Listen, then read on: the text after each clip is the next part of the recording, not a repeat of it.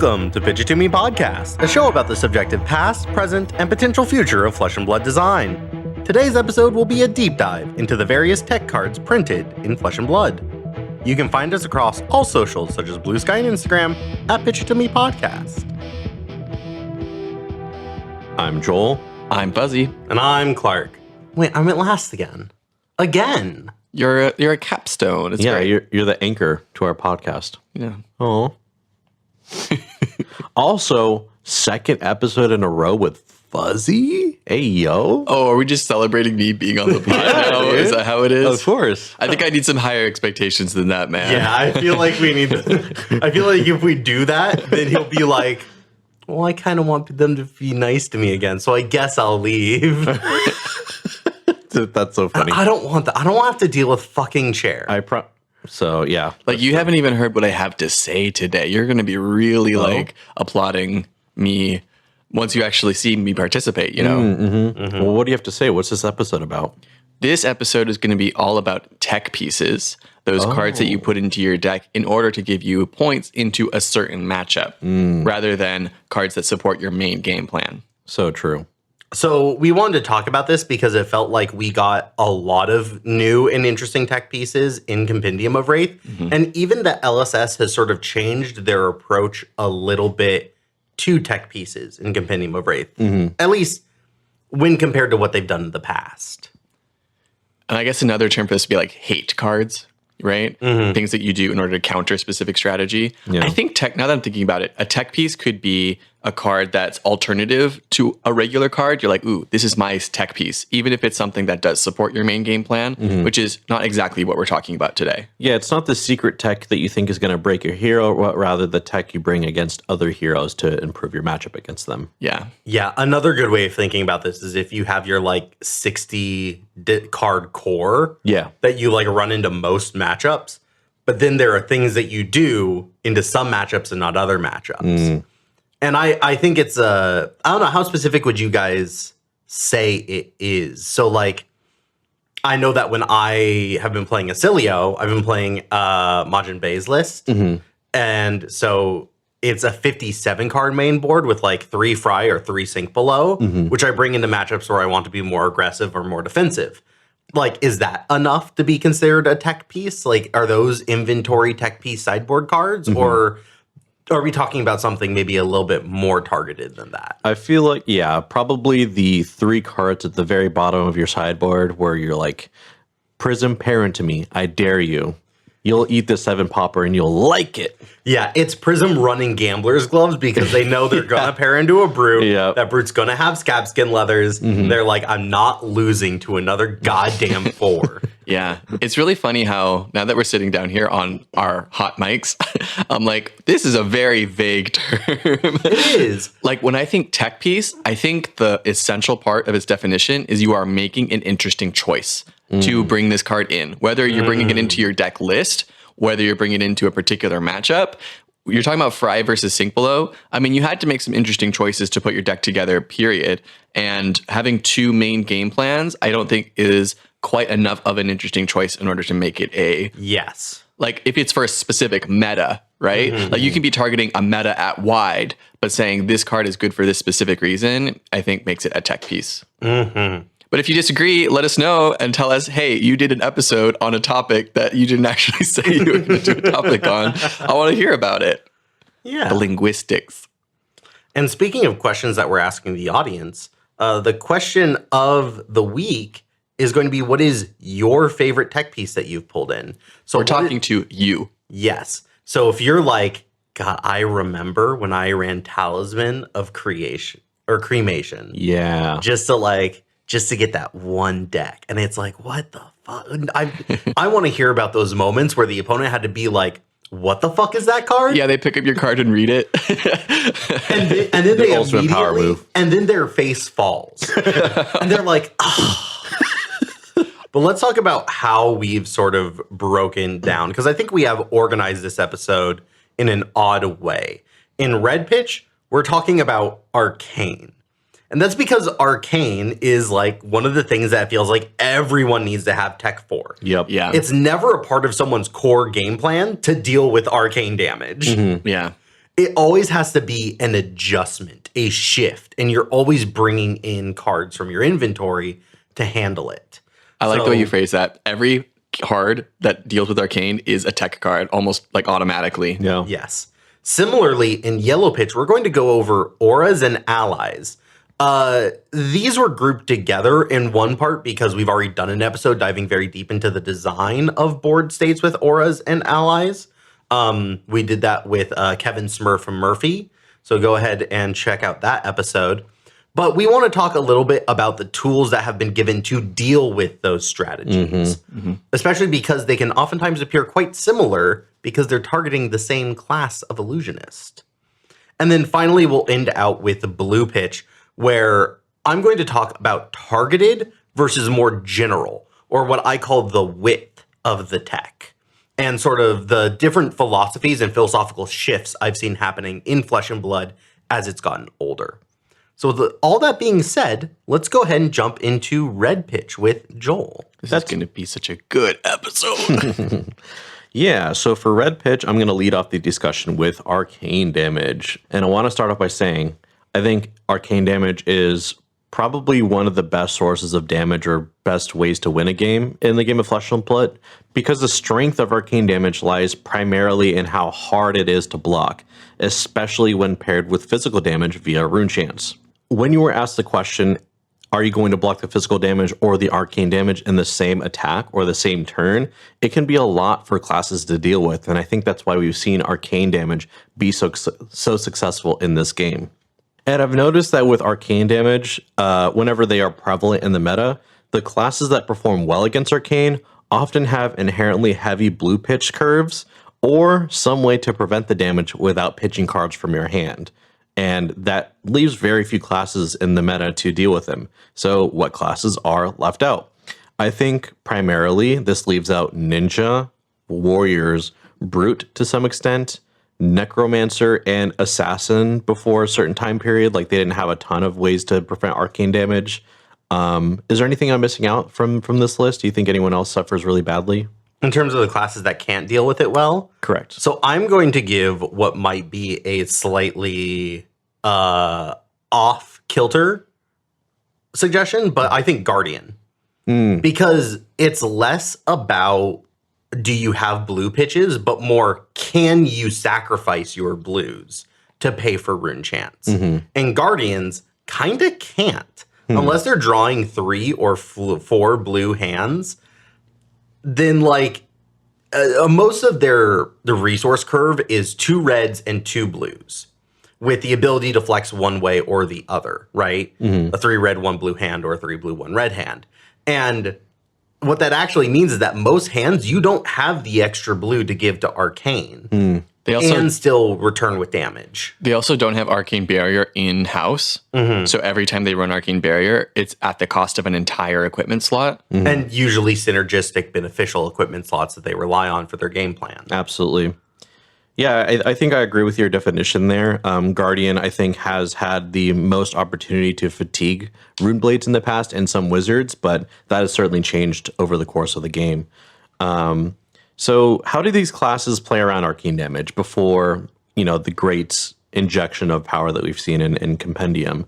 And that's I really only 2 ways. You either prevent it through like Spell Void or something, or Oasis Respite, or you just aggro them down. You don't give them any space to throw arcane damage at you, and that's really where Ninja shines if they were to have any benefit, quote unquote, into arcane damage. Yeah, exactly. Ninja's the epitome of a class that doesn't do any counterplay to any strategy. They're not able to block physical damage. Like, you can say they can't block arcane. They can't block physical either. Yeah, that's true. Because they try hard, their very best to not give a shit and just to go face and try to make their problems bigger than their opponent's problems. Yeah, that's true. The reason why this has also been a strategy that has worked in the past is because most traditional arcane spells, and I mean full arcane spells, have always been at -1 value or worse, right? If you look at Read the Runes as a type of wounding blow, it only generates 3 Rune Chance with no go again and blocks for 2 versus Wounding Blow, which is a 0 for 4 that gets the block for 3. Like,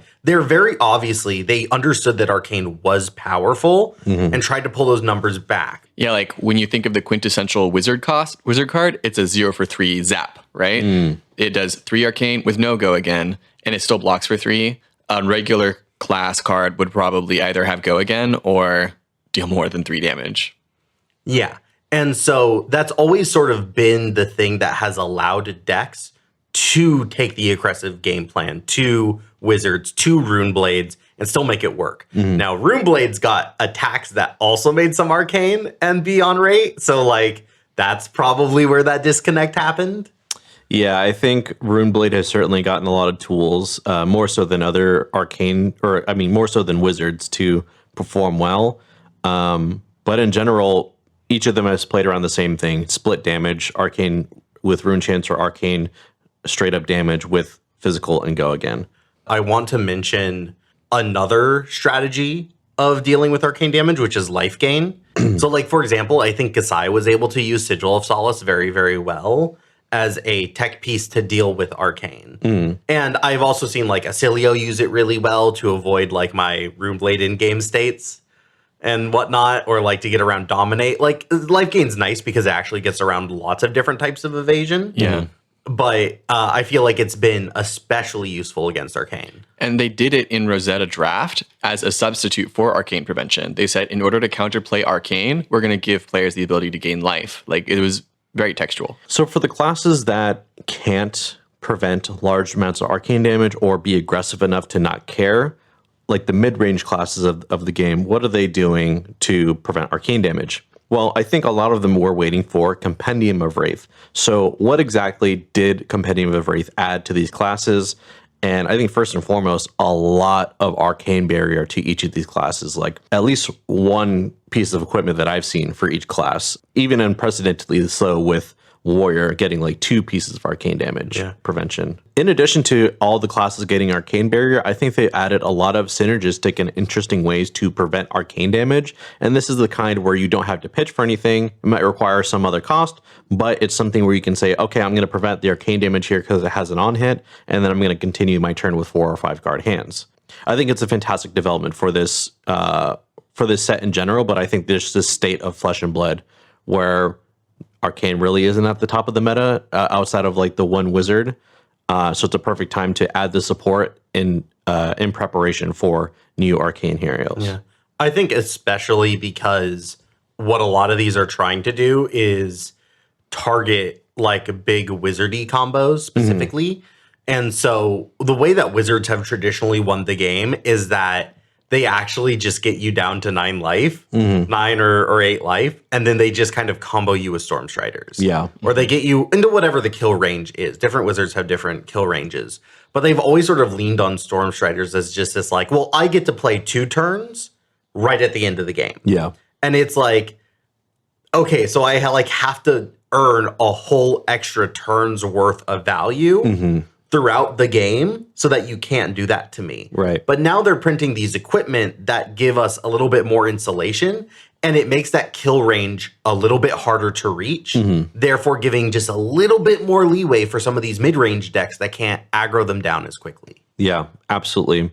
And I'm not going to go over all of the cards, but I think some important inclusions of what these classes that have been suffering did get are starting off with Scara Strapping, and that's the Brute Arms equipment that says if you've pitched a 6 power, it gets Spell Void 3. Oh, like the amount of games I would have won if I had this fucking equipment. Yeah, I mean, this piece alone, I think, saves all of the wizard matchups for Brute. Like, it's just, I can't imagine, or I can't tell you how many times I played Wild Ride, and then I played the Reckless Stampede, and I've nothing else floating, and then they shoot me with the arcane spell that they're holding the whole time.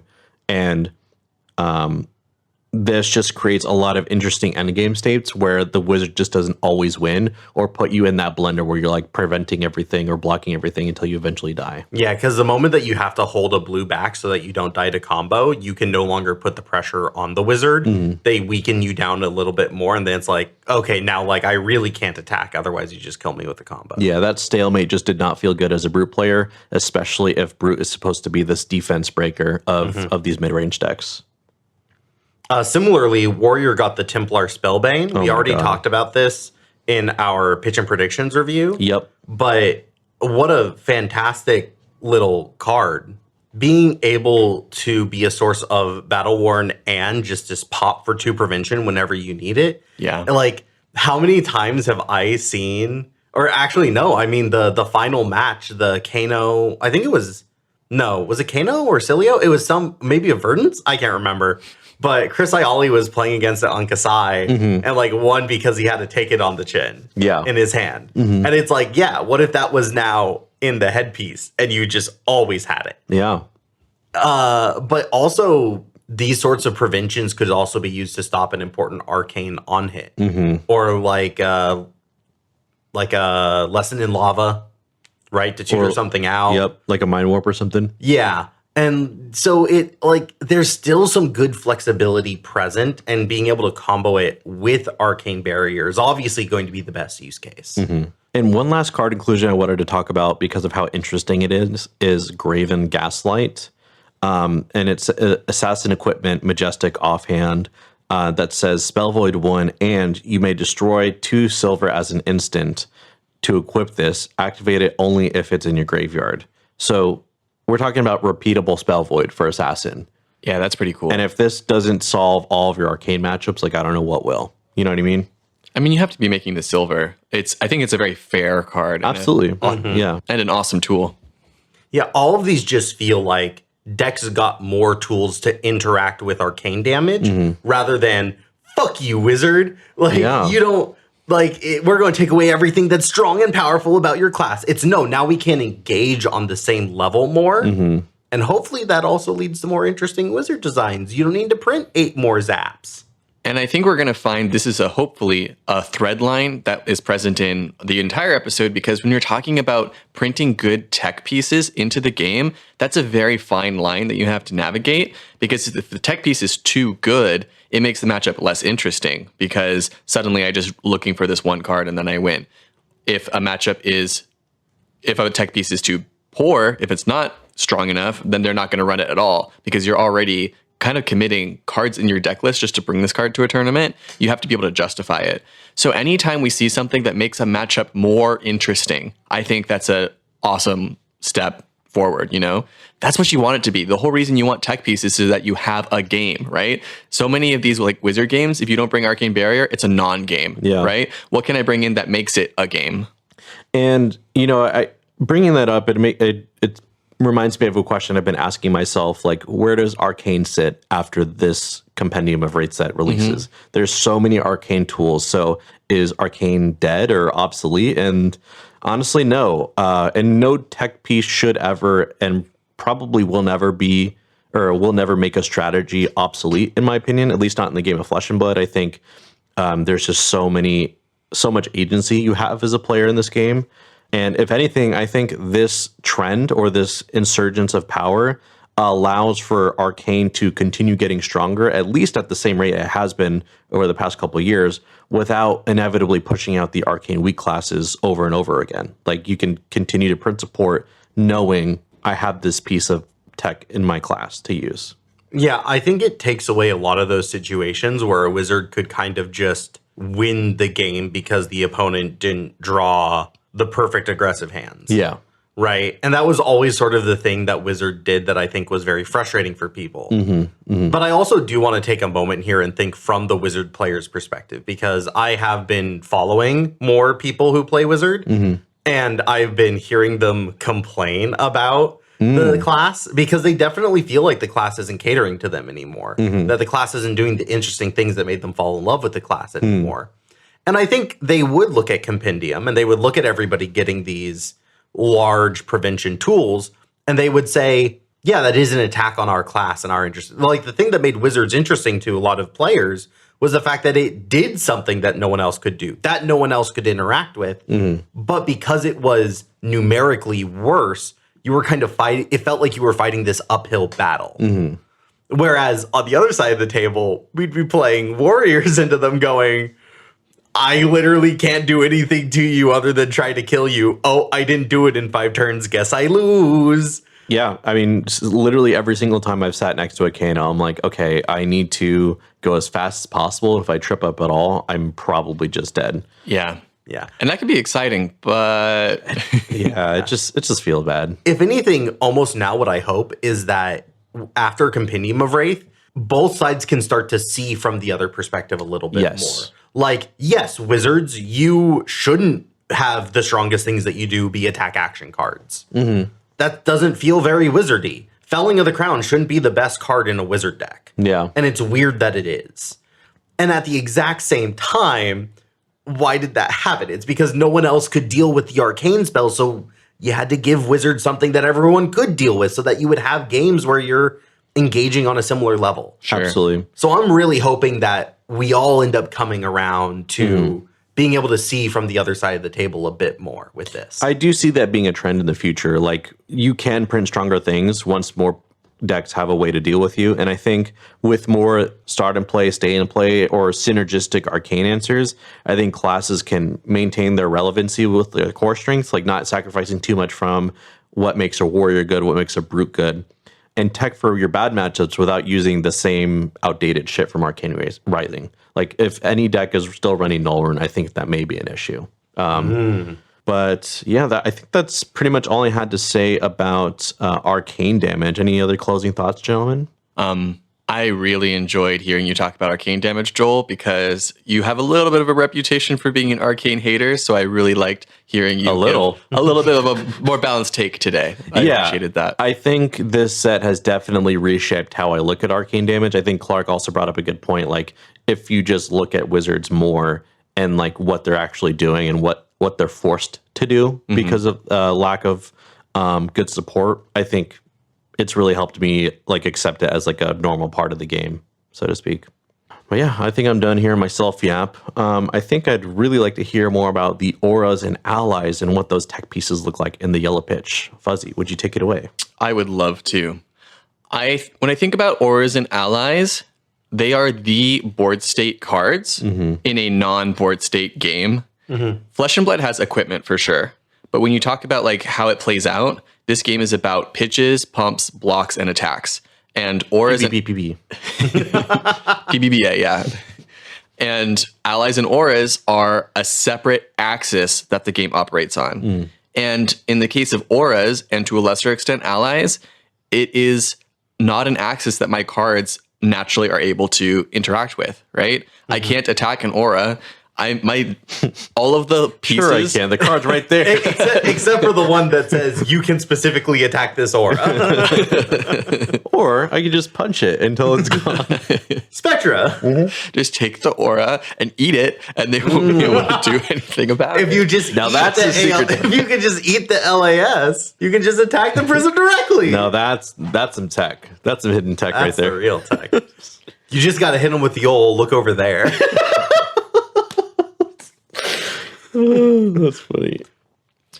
So with auras, naturally, there's no way to get rid of them. There's not like something that any player can do at any time in order to interact with an aura and get it off the field. There's no fundamental way for a player to use the properties of their cards to get rid of auras. You have to have cards that specifically say that they interact with auras. Though I will say a lot of Flesh and Blood auras will destroy themselves. That's a common design trend because in Flesh and Blood, you only need to get like 3 points of value out of a card in order to justify playing it. As soon as you get like 4 points of value out of a card, suddenly it's like amazing. So anything that's going to be around for multiple turns, anything giving incremental value can be fucking insane in Flesh and Blood. Yeah. And very notably in the early design, I think LSS was very much aware of this, and they tried to put interactable mechanics that allowed your basic things to work on it, right? This is Spectra, this is Phantasm, and more recently, this is Ward, where yes, playing out the natural form of the game does indeed allow me to interact with your board state. Absolutely. I don't think Spectra worked in that way, but it was certainly an intention that I think like or Phantasm on Dragons. I think both of them had significant downsides. Yeah. I want to make a little comparison to Magic the Gathering. In Magic the Gathering, not every color has the ability to interact with artifacts and enchantment cards. If I'm playing red, I have cards in red that can deal with artifacts, but I will not have a way to deal with enchantments. And that's because each color has strengths and weaknesses, but you also have the ability as a player to run as many colors as you want. The more colors you run, the harder it's going to be for your deck to maintain consistency. But you have the option as a player to mix whatever strengths and weaknesses you want in order to craft a good deck. In Flesh and Blood, you don't have the option to mix class cards. So if LSS is going to give a strength or weakness to a class, it's something that class is just going to kind of have to deal with. It's not like they can make choices that are going to give them the ability to have different sets of tools at different opportunity costs. It's a little bit of a different deck building vibe mechanic. Yeah, it's very much that idea of like you can't splash Brute so that you can run Arg Smash. Right. You have to play a Brute hero. You have to make the entire choice to play this brand new class and this hero in that class to gain access to their specific strength and tools to deal with these other things. But we do have generic cards that give everybody access to perhaps below rate tech pieces, below rate hate for auras, allies, items, whatever. But sometimes they're bad. So you have to like deal with what you can, and some classes might be able to run better options. I want to talk about some of the different ways that LSS has printed aura hate cards in the past. There are cards that have an on hit, they're an attack or a pump that can destroy an aura if they hit, giving the aura player an opportunity to block the damage. Cards like Hacked Reality and Cut Through the Facade, both of which are generic. I like Runic Reclamation for this one. It's just one of my favorite cards, so I had to bring it up. I'm sorry. There's cards that say, hey, I'm going to force you to get rid of an aura, but I will also lose an aura or something. Cards like Imperial Warhorn is a generic example. Runeblade Aura Hate really likes to delve into this. They love printing cards that are like, you destroy an aura of your own to destroy an aura of your opponent's. Condemned to Slaughter being a good example. Rosetta was a great boon in that respect. One design trend that's been popping up lately is LSS will print cards that specifically destroy aura tokens. So I can't get rid of Illusionist auras or Channel Mount Heroic, but I can get rid of agility tokens, might tokens, cards like Cutting Retort, which is a generic, or Seismic Shift, which was just printed in Compendium of Wraith for Guardians. This is especially really, really good to stop stacking strategies where decks can play around these one value things that get to sit on the board for a very, very long time and are hard to interact with. Things like Rune Chant stacking. Well, I've always liked it as a cool little alternate thing I can like shift into as Viscerai.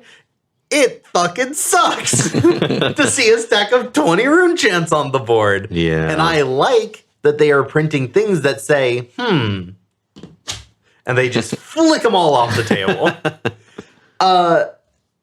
Some of them, like, and it's interesting because this token hate, sometimes it's like one token, and then sometimes it's like all tokens. Like it can be very all or nothing in an interesting way. I'm thinking like Smash to Reality, which is destroy all aura tokens if its tower is turned on and it hits. Yeah. Versus Cutting Retort, which is one of each type. Yeah. Joel and Clark, I have a question for you.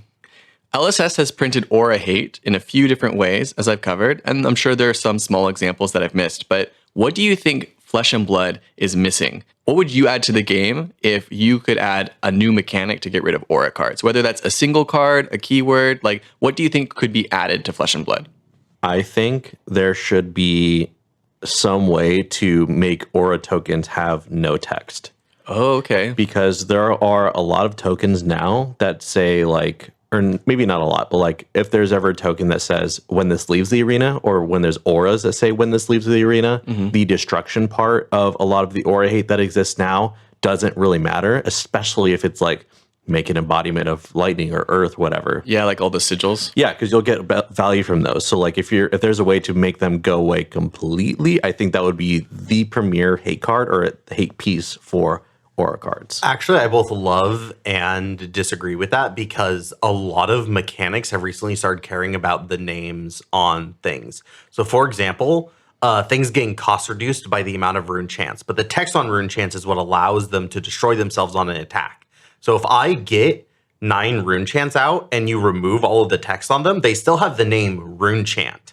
So everything is cost reduced because I have 9 rune chants, but the rune chants don't get destroyed when I attack. Yes, you have now removed the damage, but now I have that permanent cost reduction available to me.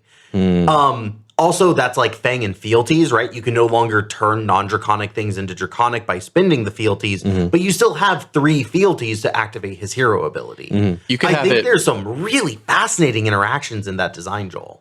Yeah. I could see it either being like a way for you to both provide counterplay for an opponent as well as lock yourself into an interesting board state. Yeah. Like you could target your own auras if you wanted to. Totally. I could almost see that being an illusionist strategy to now I have all these what's the fucking Spectral word shields? ones? Yeah. Now I have all these spectral shields out, so everything that cares about me having a spectral shield gets all this value, but also now they don't have ward 1, so you can't get rid of my spectral shields. And then maybe like I bounce it at instant speed so that all of a sudden, now I have all this ward that you couldn't have interacted with earlier. Yeah. You could also adapt the mechanic to also get rid of the name, like name and text. Yeah. I think there's a lot of different levers you can pull on there to make it interesting. I would just kind of be upset if it said lose all text, lose all names. That way it's just like the only hate piece you need for the end of time, you know? I like the idea a lot. Yeah. I like the idea that there's some interaction baked into that. Right. Now, in the case of allies, every player has the ability to use their attack action cards to take care of allies. If it's really fat, like a Humperdinck, maybe you don't have enough tall attacks if you were planning on playing fatigue. But generally, like, I have the tools in game. I don't have to print specific cards that deal with allies necessarily because they already exist. They are called attacks. But they can still be really difficult to get rid of depending on your strategy. If your deck is only really capable of swinging 1 attack in a turn, then you're going to have to spend your entire turn to take out that ally, and you're not going to be able to push any aggression. What happens when they play 2 allies? Suddenly I'm like losing a lot of tempo. And if your deck is really good at dividing up damage between attacks at your own discretion, I'm thinking Kasai or Ninja, you're probably going to have an easier time taking out allies. It's kind of polarizing in that sense. And that's where I think it starts to feel a little unhealthy. Yeah, We've talked a lot about this before. Yes. And I think I have said pretty clearly that I think LSS does not quite do the math on allies correctly, because I think they math allies for being able to kill the ally perfectly. Right? Like, I think about Rigor Mortis, and everyone's like, oh, Rigor Mortis is just like a 2 for 6. That's balanced. And I'm like, a 2 for 6 at yellow, but also the 1 health means it's actually a 2 for 7. Yeah. But also, I'm not clearing it with a 1 power attack. I'm Guardian. I'm swinging a hammer into that. Right. It just gained you 4 life. Yeah. So that was actually a 2 for 11. Yeah. Jesus. Yeah. And when you start looking at them like that, you're like, oh, that's why Gravy wins a lot of these matchups. I want to give like a lightning fast history lesson on allies because the design and the counterplay built into them, I think, is interesting to look at. In Monarch, there were these shadow allies that were 6 attack, 6 health. They were really hard to play. I think they came from legendary instants, so you didn't see them every game, and they didn't really have big flashy effects on them. But you had to attack them for 6 to get rid of them. In Uprising, Dromai had lots of allies, and they all would get go again, and they could attack for free as long as you've played and or pitched a red card. But they could be popped if you had a 6 or more power attack in your hand, which would kind of end Dromai's turn. Although Dromai did have a few tools in order to get around that, like more action points from Chromai or Moragai losing the Phantasm on them. There's an aura that did that too. In Dusk Till Dawn, the new Prism card had all these angels that had Ward 4 built into them. So you didn't have to attack the angels in order to get rid of them. You could, in theory, put a lot of pressure going towards the life total of the hero, and the Ward 4 would mean the angels go away. So you didn't have as much need to attack the allies. And I would say, we don't talk about it a lot, but in Dusk Till Dawn, those angels all had the exact same amount of health, which I think goes a long way towards making your counterplay to them a lot easier to manage because Absolutely. you don't have to worry about a variety of health values. You can just plan on, I need to attack for 4. In High Seas, our newest precedent for allies, we have allies that pretty much never, except for the case of one of them, naturally have go again while attacking. So if you want to get multiple of these attacks through, you need to get set up. You need to find ways to get extra action points. And they don't even have go again when you play them out unless you play them from graveyard. And even then, only once per turn if you're running the offhand. So the action points are what really chokes Gravy Bones. And while he's still a very meta-dominant hero, they've reeled in the power of those cards, made it harder for them to get out on the board and get value out of them. They're not necessarily easier for your opponent to get rid of them. There's less counterplay built in, but instead it's more hoops for the hero to jump through. Now I'm going to talk about some ways that LSS has printed tech pieces against allies. And I have noticed that there's fewer of these cards than aura hate cards. And I think that's because LSS has recognized that any ally can be attacked, right? Like I said, there's fundamental ways to attack allies, auras you need to print specific hate cards just to be able to counterplay. There are some cards that will damage an opposing hero and an ally, such as Singe, Anaphylactic Shock, Cleave, and in Compendium Wraith, we now have Glyph Destruction nodes. Cleave my goat. Note that these are all class cards. Yes. There are some cards that can hit auras and allies at the same time. Diabolic Ultimatum and Imperial Warhorn. So I think I mentioned both of these earlier. There's cards that can just destroy a target ally. And by cards, I mean Midas Touch. I think that's the only one in the game right now that says, I cast this card, your ally dies. And it gives them gold while it does it.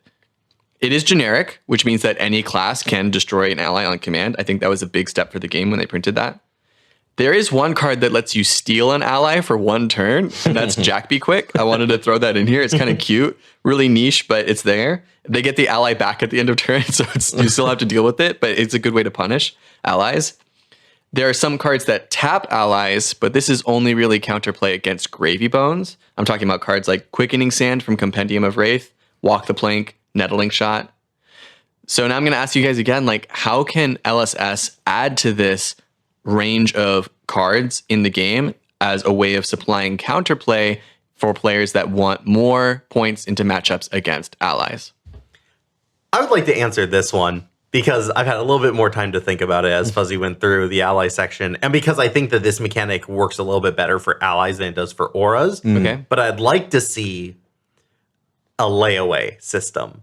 Like, I'm going to put that ally on layaway. I'm going to turn it upside down. I'm going to put a little 3 on it. And at the start of each of your turns, it ticks down. When it hits 0, you get it back. Because at the end of the day, what all of these allies are technically doing is that they are providing tempo by forcing you to redirect your energy. And what if I could just say, not right now? I like it. But could you also imagine they activate Chum and then you put the Chum on layaway? So I have to attack Chum if able. Chum's not targetable. I'm not able. I'm not able. I guess I have to attack you. How terrible. I like that. That's so funny. You're going on a vacation. Exactly. And I think it's a little bit more awkward for auras because auras oftentimes are keeping track of something themselves. The counters, yeah. Or like items have Steam counters on them. Also, the tokens would just disappear if the Tokens changes. would just disappear. Right. Yes. And I actually kind of like that for ally tokens. Yeah, totally. Like Ashwings or something. Yeah. What I do really enjoy about this mechanic is because it doesn't play itself directly into like fatiguing is now the best way of dealing with these guys. Like I think that's always been one of the issue of board state heroes and specifically ally heroes when the answer just becomes, okay, now this is going to be a 55-minute match where I just try to kill every single ally and you're not going to be able to deal enough damage to me. I think that's not it's super interesting. I like it when it's an option for some decks to take. I do not like it when it becomes the option. And if you print way too good hate, where it just for more decks, that becomes the best option to just kill the allies and never worry about killing the opponent. And LSS has stated, we want games to end by life totals being reduced to 0, not decks being reduced to 0. Inshallah. And so I think putting it on layaway is saying, now I don't need to worry about that ally. I can keep focusing on you, but the ally will come back. I haven't stopped the opponent's game plan. I have put it on pause so that once again, I don't have to worry about that other axis. Yeah, allies, at least in terms of against mid-range and aggro heroes, they have that late game threat. You know, if I get enough of these on the board, I'm going to get my value eventually, especially if I can get multiple out. And by delaying the end game, I think is a really fair way to say, like, yeah, we will get there eventually to the part of the game where you're going to be winning. But if I can delay it for long enough, then maybe I can squeeze out enough value. I like it. Thanks for your awesome ideas, guys. I enjoyed kind of taking a little walk through all the cards that destroy the things that I hate playing against. It was a kind of a fun pitch to have. I think we're going to move on to blue pitch, and Clark's going to talk about the difference between specific and niche tech pieces versus general wide tech pieces. Yes. Thank you very much, Fuzzy. Targeted versus general, or as I'm sort of calling it, the width of tech. This was something that I thought about a lot when I was looking at the spoiler season, specifically around these new generics that we got in Compendium of Wraith. So I'm specifically talking about a lot of the generic rares and lower that we got. High current currency is the first one I want to talk about. Here's a great example of one of the most specific tech pieces I think I've ever seen. An action with no go again that just removes all energy counters from target non-hero permanent. And when this card was first spoiled, someone goes, oh my god, you can take away their find all counter. And I'm like, yeah, if they don't just respond with it. That's so funny. And it's like, well, yeah, but then they don't have it. And I'm like, yeah, but you didn't get 3 gold out of it. All you did was like, I played a blue so that you don't get 1 free resource. And like, hey, maybe that's good enough into some decks, but like, this is so niche. It like hits 2 cards. For now. For now, true. But one of them is the Tunic. I don't think this is ever making it into decks. I'm going to be real with you, Chief. Especially because it's so easy not to run Tunic. Yeah. You know, you have to be like, it's not like this hurts a certain hero that you know is going to be doing certain things. It hurts a card that they are not guaranteed to run. What if you run up against a player who can't afford Tunic and you don't know that about them? You don't know their financial background. Whoa! Oh, sorry. I'm running high current currency. Thought you were rich. Didn't know you were poor. Sorry, man. God damn. Next are the elixirs, which are come to fight, but you can destroy a specific token from outsiders. Isn't that so generic? Isn't that something you're going to be running into all the time? You're going to have a blood rot, frailty, or inertia token. Doesn't that just happen to you guys like all the time? I mean, in SoCal, yeah. more times than I care to admit. Yeah. Or look at these rare instants: destructive tendency, pilfer the tomb, shatter sorcery.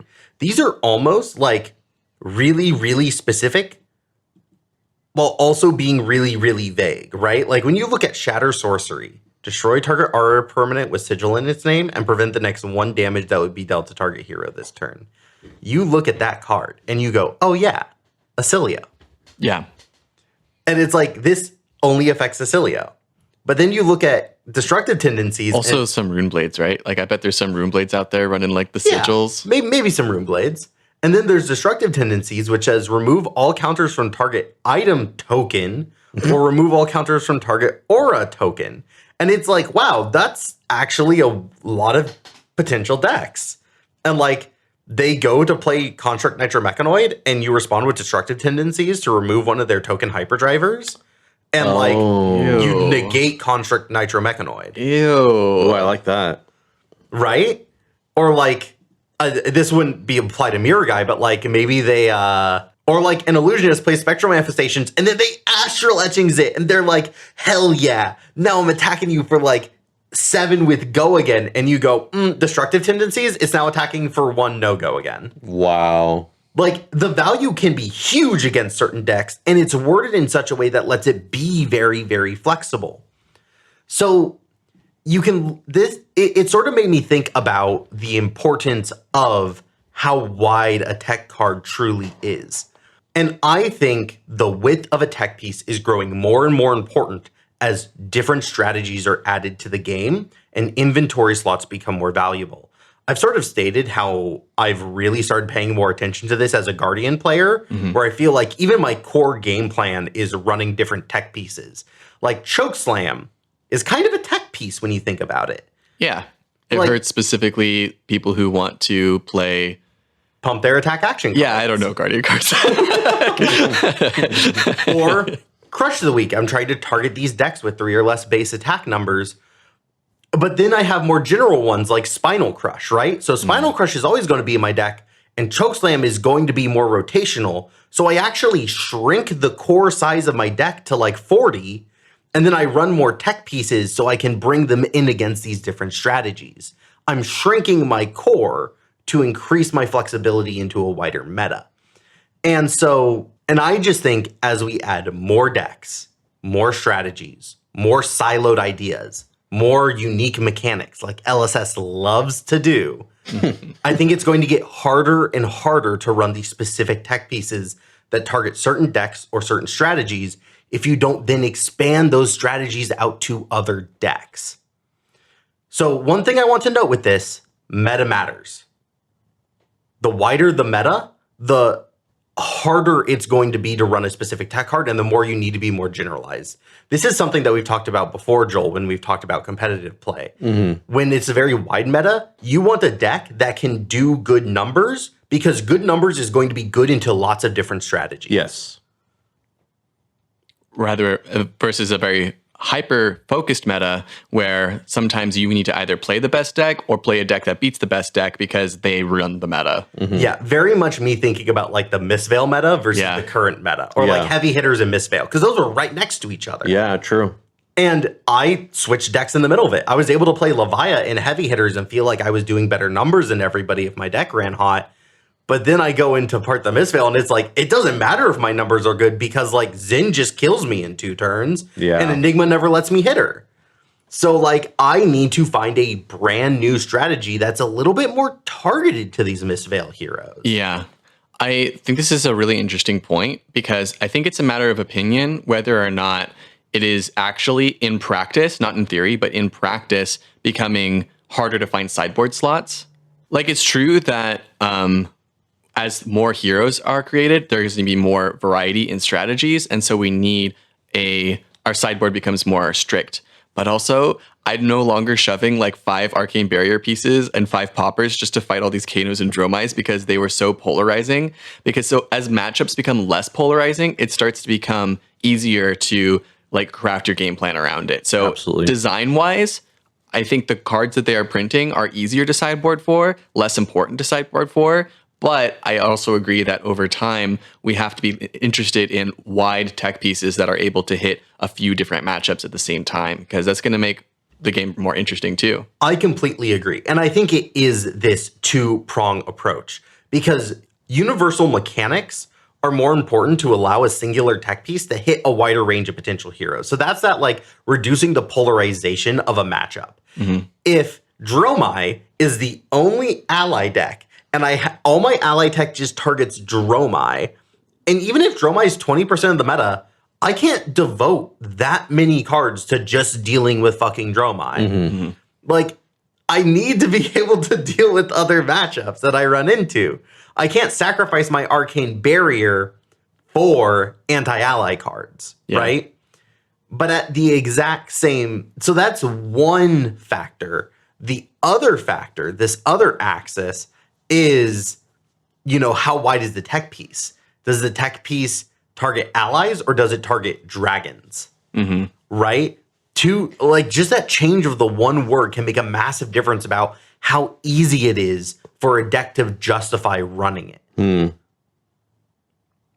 One thing I do want to mention here, and this is a little bit more of a tangent. But I want to mention how the 2-for-6 classic disruptive piece is falling off. Yes. Joel made a prediction about this, and it is something that we've talked a lot about. But so far, the only one that you still see making it into lists time after time after time again is CNC. Yep. Because of how general it is. Does your opponent have Arsenal? Holy shit, we're so bad. CNC fucking hits it. That's why CNC makes it into every single deck. But Weakest Link, Amnesia, Erase Face, these cards don't make it into every single deck. We just came from a meta, multiple metas in a row, where Syndra and Verdance and Florian were some of the biggest fucking heroes in the meta. How did everyone not run Erase Face? Yeah. Well, Verdance can block it. Florian can block it. And it's kind of good against Syndra. But one of the ways that you can beat Syndra is by blocking her. And Erase Face doesn't block for 3. Erase Face also doesn't necessarily stop her because she has fealty tokens. She can make it Draconic anyway. And she doesn't even need, like, the Draconic chain links allow her to flick and recur super comfortably. But there's some turns where she can just leave a dagger in graveyard. Yeah. Right? So this is kind of what I mean. I think a lot of the 2-for-6s were a little bit too narrow with who they targeted. I think Amnesia was a little bit like that. And I think Amnesia dropped in price, dropped in priority, and you saw it leaving a lot of lists as a result of how narrow it was. I mentioned this in the previous episode as well, but I think in general, the 2-for-6 with no go again and no evasiveness is a lot weaker than anything you can include in your deck that says Mechanologist or whatever your class talent combo is. Like, this is just a really big ask for decks to be running. Mm-hmm. So you think like generics as a whole are becoming harder to justify? Yeah, like against Syndra, if I'm going to be racing her, like, I'm not going to try and end it with a 2-card 6 with an on hit. That's a really hard thing to do, and also present the numbers to race her. And if I'm and if I'm the slower deck in the format, a 2-for-6 that she can block with no evasion, no pump or anything, a lot harder to slot in, I think. And this might be more brute coded of me because I'm rewarded by playing a lot of in-class things. So like whatever disruption I want, it should say brute on it. But I think in general, less and less classes will be running these 2-for-6s because it's just such a non-bow with a lot of class cards. If I can also just add, I prefer in-class tools to generic tools because in-class tools are thematic and they make me feel like I'm playing my hero in a way that generics don't always do. Now, I will say, look, I play Guardian. CNC pummel, baby. That's a Guardian play every day of the week. It's Guardian coded. That's so funny. Guardian's like, I'm going to play these 2 generics and it's the most Guardian thing I can do. It ain't wrong. But I will also say that, like, it just feels better when they're in class. And speaking to that, and sort of echoing a point that you made in your yellow pitch, Fuzzy, you were saying how sometimes a class will have a specific strength, right? Runeblades are really good at dealing with auras. Brutes are really good at dealing with items. And then while they haven't had cards that specifically said it, ninjas and warriors were very good at dealing with allies. And so like there's sort of these inherent strengths to the class. And it's like, look, LSS could say that's good and important for a healthy game. That a certain hero has a particular strength so that if some other hero rises in priority or a certain class rises in priority, this other class also rises in priority because it's good at dealing with that. Yeah, it's like one way to have an interesting metagame, kind of. I think it's not an objective truth, but it's a justifiable opinion for sure. Yes. And I think it doesn't work as well in Flesh and Blood because it's harder for people to switch decks. And like you said, they can't just splash the tool in the same way. So, board states, like item-based board states are running the game. Guess you have to play Brutes for Arg Smash. Gravy's running the game. Well, now you need to run this one specific class that has access to the fuck Gravy Bones in specific card, right? Like, I don't think that's wonderful. But for those reasons, I think it's not good to have hyper-specific fuck your deck in particular, because that's also a massive feels bad. Like, I don't want to run a card that just invalidates one deck. That's not fun or fair for anyone. But imagine how good it would feel when you do pair up against that deck and then you let that card hit the table. But imagine how miserable it is for the person on the other side of the table. Like, at the end of the day, LSS should not be designing circumstances where one player is like, oh, wow, this is fantastic. And like, this is the most perfect thing in the world. The other player's like, I'm going to fucking walk into traffic.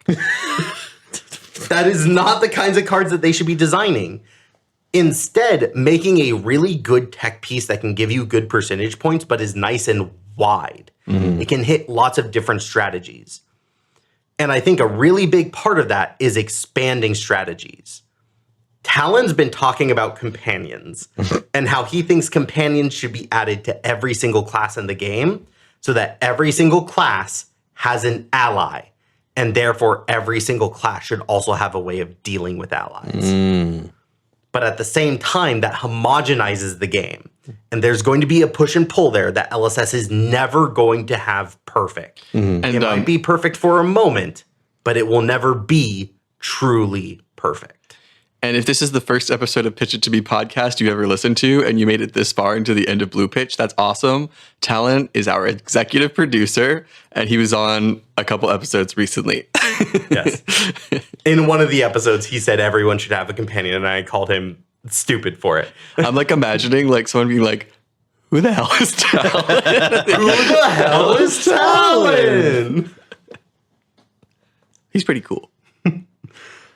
But I think that's the big note that I kind of want to leave off on. This is a balancing act that LSS is always going to be trying to dial in. How wide should the tech piece be? How many people should have access to it? How much should it do against certain strategies? And how do we insulate those strategies about feeling like, oh, you drew the card, I lose the game? I think that should be our main takeaway here. Like, a good tech piece is going to make the game more interesting. And simply winning the game off drawing the right card is not quite interesting. Yes. And I think there is certainly work to do for certain matchups, right? I think armor destruction for mech right now is a massive feels bad for certain strategies. And they really need to do something about that. And at the exact same time, I think more decks should be able to interact with equipment a bit more. So I think that's the next place to go and focus on. I think allies and auras and board states and arcane, a lot of that was dealt with compendium. Next time, I'd like to see them pay attention to equipment. And that's my pitch. Awesome. Thanks for sharing, Clark. Yeah, I didn't leave off on a nice big open-ended question like Fuzzy, but I think it was a good conversation. I still liked it. I think there's a lot of nuance in that conversation, and I'm excited to see what LSS does, because I do think it is a pretty big, contentious issue. What happens next? We finished red, yellow, and blue pitch. Is there? Do you guys want to talk more, or are we done here? I mean, I don't know. I mean, where are you guys trying to go? You know, like we going to some secondary location? We could go to like Raising Cane's or something. No, I'm pretty sure we have to do the Arsenal Zone first. Oh, bro, I fucking love the Arsenal Zone. And yet here you were, confused, not sure. Just kidding. Yes, the Arsenal Zone. The Arsenal Zone is a part of our podcast where we talk about a card we love, a card we hate, a card we love to hate, a card. And we always lead off with a patron. And for today's special patron is none other than Xaliver. Xaliver. And Xaliver decided to shout out Snapshot, which has been said before on the podcast, but I like it every single time it's mentioned. Snapshot is a 0 cost, 4 power, 3 block, elemental ranger attack action, also an arrow, I guess, with lightning fusion. As an additional cost to play Snapshot, you may reveal a lightning card from your hand. And if you do fuse, you may activate abilities of bows you control an additional time this turn as though they were an instant. I've been thinking a lot about Snapshot recently. With the release of Compendium and the focus on Sage, I've been playing Lexi and Snapshot plus Death Dealer I've been playing Lexi and Snapshot. And Death Dealer is archetype defining, essentially making Snapshot into a 1-for-4 go again that draws a card. It has a unique mechanical space, only shared with Tri-Shot, that could be really powerful with future bow designs as well, and it makes me excited for a new Lightning Ranger in the future. Well said, Xaliver. And I want to start off by saying I really loathed the end of Lexi's reign because she was taken away from the really cool builds of Lexi, the ones where you play Snapshot and you draw like 4 cards by playing the same card 3 times. The only lightning thing about her was her bow. Yeah, so I personally am really excited for the next iteration of Lightning Ranger, assuming they played this card. It's just such a cool way to play Ranger without, just being relegated to playing the best 1-for-5 arrows with on hits, But they still will definitely want to find space for those, right? For sure. Yeah, like a good chain ender here or there. I'd like to shout out this card as being potentially one of the most suggested cards we get on our show to talk about because it is very cool and it's a very easy card to obsess over. It's a Johnny card, if you'll forgive my MTG term. If you like that segment and you thought you had a better card, you're like, Snapshot, Corrodi. They should be talking about Knick-Knack, Brick-a-Brac. I don't fucking know. Whatever card you want to talk about, you can suggest to go here. You just need to join our Patreon at the $5 or above tier, and you will be able to insert a card of your choice here. Well, if you know so much about the Arsenal Zone, do you have an Arsenal Zone card, Clark? I do actually have an Arsenal Zone. Oh, shit. I'm chilling in the Arsenal Zone, and I'm going to keep this lightning train a-coming, and I'm going to talk about Consigned to Cosmos Shock. Consigned to Cosmos Shock is a yellow 0-cost lightning wizard action, lightning instant, 3-block, with meld that says... It has the two sides to it, like meld cards do. The first half is Consigned to Cosmos, which says banish X instant and or aura cards from any graveyard, where X is the amount of arcane damage you've dealt this turn. It does not have go again. The shock side says deal 1 arcane damage to any target, and that's the instant half. So I've been playing Acilio recently because KO hurt me during... RTN season. With Acilio, I found it very interesting. His ascension to the top has been fascinating to me.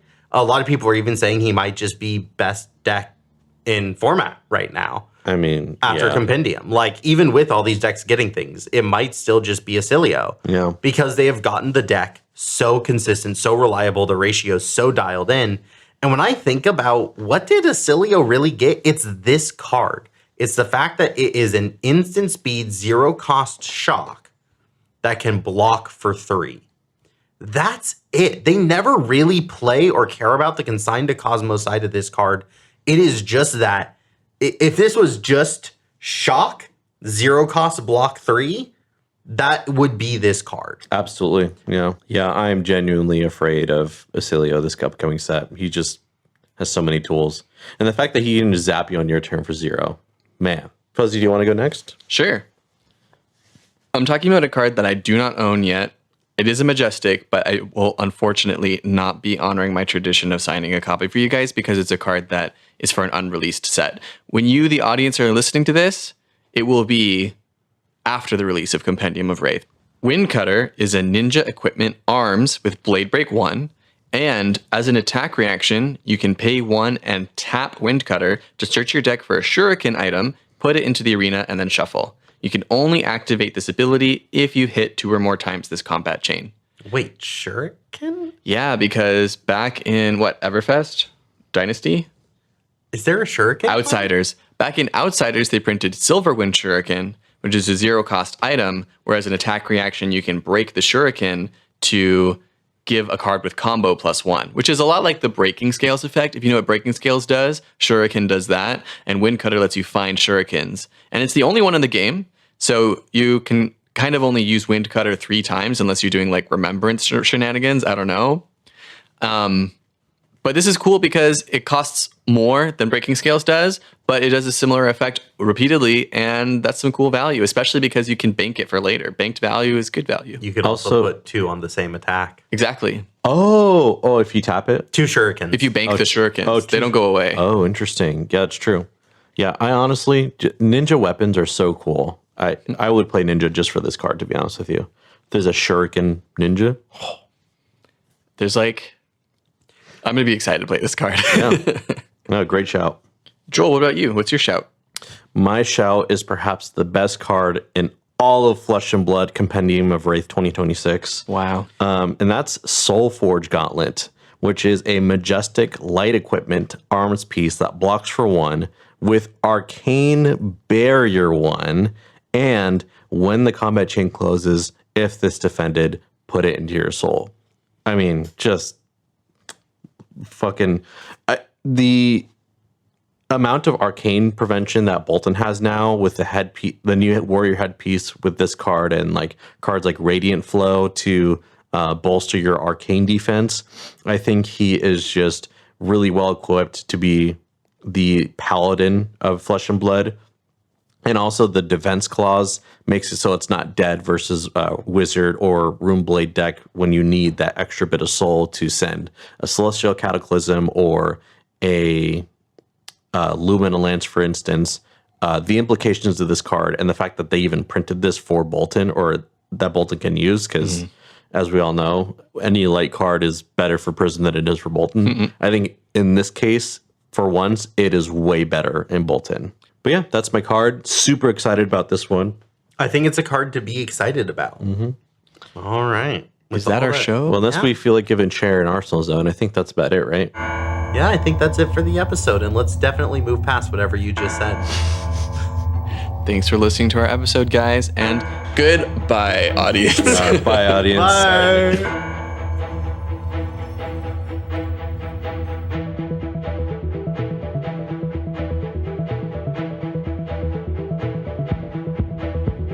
Pitch It To Me podcast is hosted by Fuzzy Delp, Clark Moore, and Joel Recinos. Our executive producer is Talon Stradley.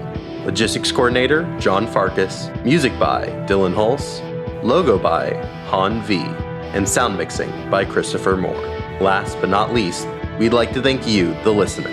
Thank you for tuning in. Please give us a follow on your favorite social media platform at Pitch It To Me Podcast.